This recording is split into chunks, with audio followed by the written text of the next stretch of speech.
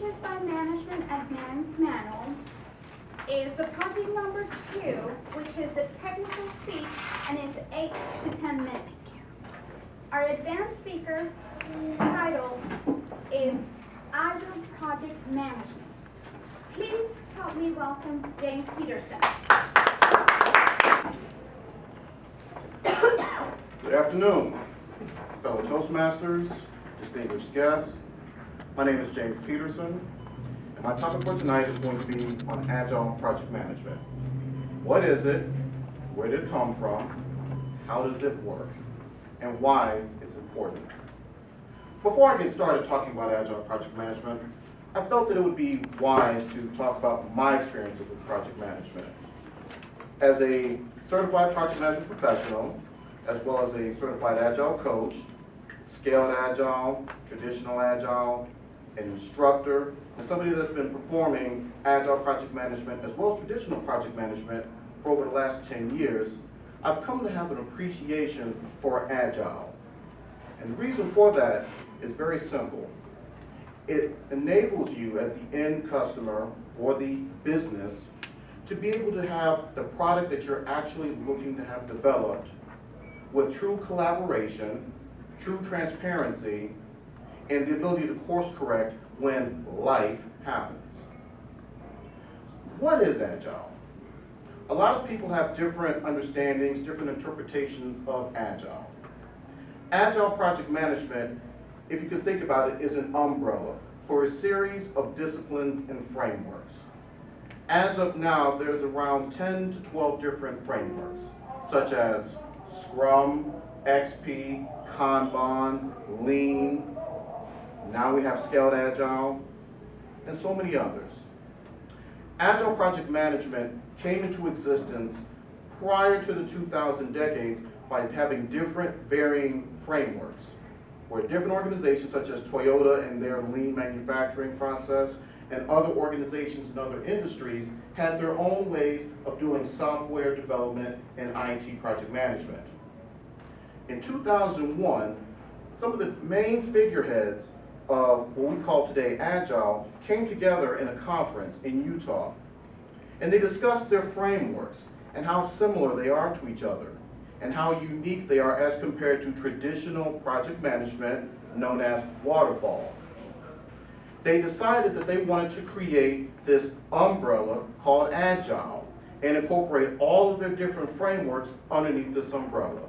This was February in 2001. The following year, 2002, you saw the development of a series of Agile accrediting associations, starting with Scrum Alliance. Because again, Scrum is one of the flavors of Agile. So when you think of Agile, there's 31 flavors of Baskin-Robbins, 10 to 12 flavors of Agile. One of the participants from this conference in February 2001 created Scrum Alliance, and therefore created a certification program called Certified Scrum Master. He additionally created some other certification programs, and this was the first foray into all things Agile. Naturally, organizations decided that they wanted to get their individuals certified, so they went to Scrum Alliance, and they got their individuals certified. Naturally, what happens in life? When one person invents the wheel, somebody has to invent a better wheel.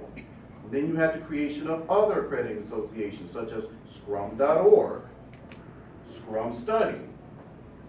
Naturally, what happens? You reinvent the wheel a couple of times, you make it even better. Now we have something called Scaled Agile.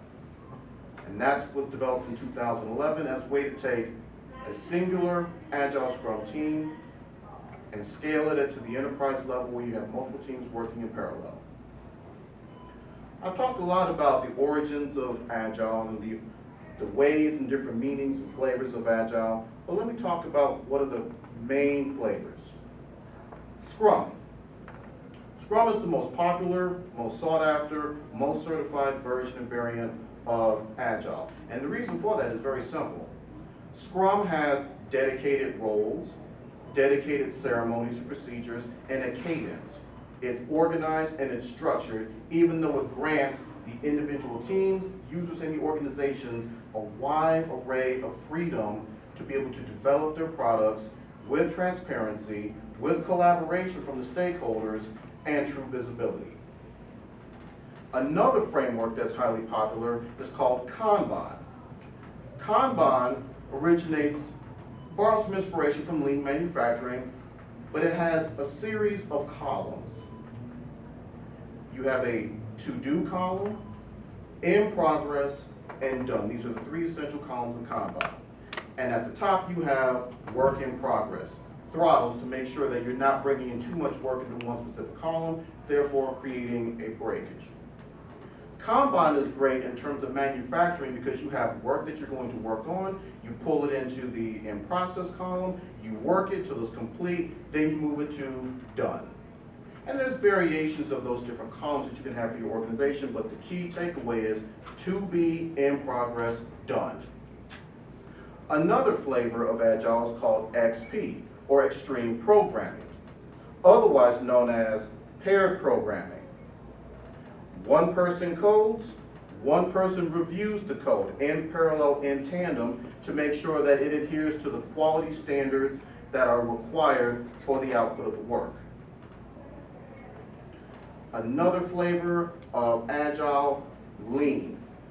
How many of you have heard of Lean Six Sigma? Congratulations.